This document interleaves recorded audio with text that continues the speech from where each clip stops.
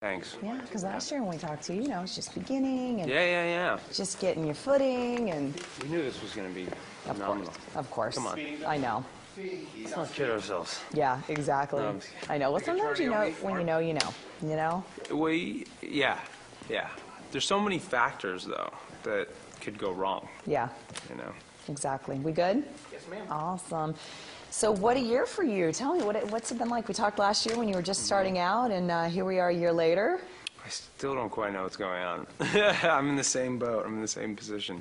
No, yes, it's been quite the ride. I just feel really fortunate that we have a fan base and that people watch this thing and like it. Talk to me this season about what's going on with you and Elena, and there's the whole triangle and everything. Yeah, there's a lot of new factors. There's the originals, the werewolves. The plot keeps thickening. It's so funny when I talk about Vampire Diaries. If you try to summarize it, it can sound so incredibly campy or so but it's so not, and it just really is that plot driven, and it is so there are so many subplots that you really do have to be a fan and watch the show in order to get heavily involved. But I don't know, it's they're dealing with a lot of new issues, and then on top of that, Elaine and Stefan aren't they're sort of rocky, and I think to Damon's Damon's certainly quite happy about that. And I think that Stefan is resorting to a different side. He's not the good guy anymore. And I think we'll explore that as the season progresses. And I think that's just like a shift that happens between Damon and Stefan. They take it's like the yin and the yang. They take the good and the bad, and they just constantly are sort of intertwining in that sense. So I'm thinking we may see Damon a little softer, a little bit, maybe. Yeah, and then it's like the minute he gets too soft, he hardens, and it's kind of like, and same with Stefan, it's like the minute he thinks they're happy and everything's great, he has to resort to violence, and it's cool. And flashbacks are my favorite, and so we're going to do some flashbacks and see some dark stuff. Talk about that a little bit, because you already have done a couple of flashbacks. I think, was it the 1800s, I think, and then in Bulgaria.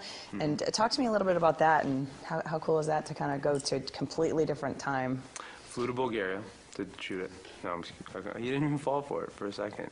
Started laughing. Because Nina already did that to me yesterday, because I thought it was maybe... Me and Nina, Nina and I, we think alike. Georgia, Bulgaria, it looks the same. Come on. I love it. We have a great costume department and an even better production design.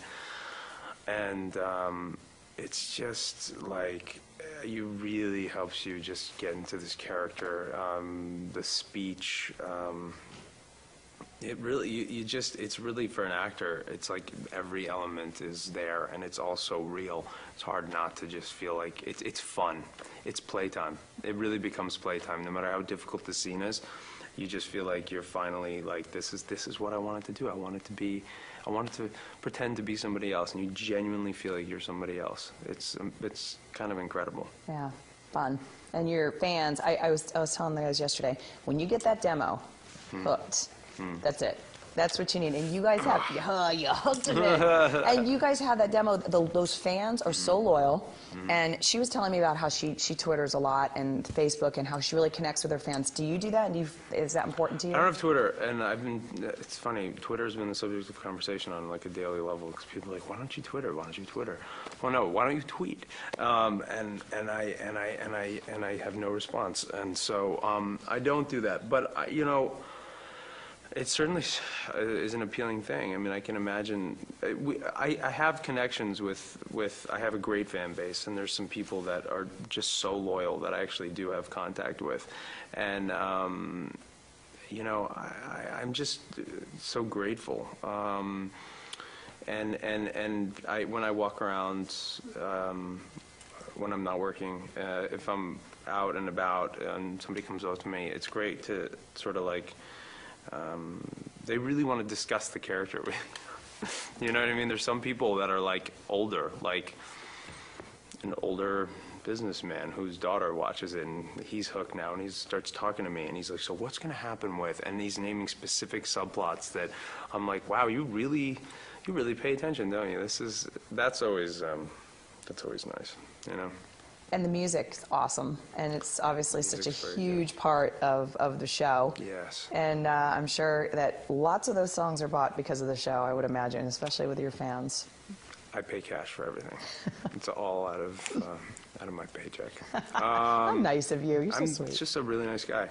No, it's yeah, they have really good taste. They have really good taste. I actually find that a lot of the songs they play on Vampire Diaries, I usually call after and go, what is that? And then I'll download it because, you know, I'm a sucker like that. I pay 99 cents. I think we all I'm are. one of those guys. I pay 99 cents. You're big time now. You can do it. No big deal. And internationally, it's you know, once it starts creeping out like that, it's like wildfire, and it seems like you guys have it all going on everywhere, which is great because not all shows translate well everywhere. Yeah, no, it's true. Not all shows do translate everywhere, and I love hearing the voice, like in the it's great. In fact, I got a letter from the guy who does my voice in France, I think. It was fantastic. And then I watched the French thing, and I was like, whoa, this is Elena. You know, and I'm not even going to try to do it. I think you could do the voiceover Yeah, in I French. think I can. I wish I could say something. It's funny, I studied French for like 9 years, and I'm totally embarrassed to say anything just because I'll offend the people of France. So let me practice it some more before I do that. You studied for 9 years? I was in school studying French from 6, 7, 8, 9, 10, 11. All right, fine, 7. Yeah, I'm hooking you up on that gig because you're going to do those voiceovers. There's no way after 9 years. Elena! Give me like something that I can say so I can, bonjour, Damon. That's pretty good, right? Love it. Perfect. Am I wrapped? Okay, cool. Awesome. Well, it's so good to see you. Okay, yeah, Congratulations.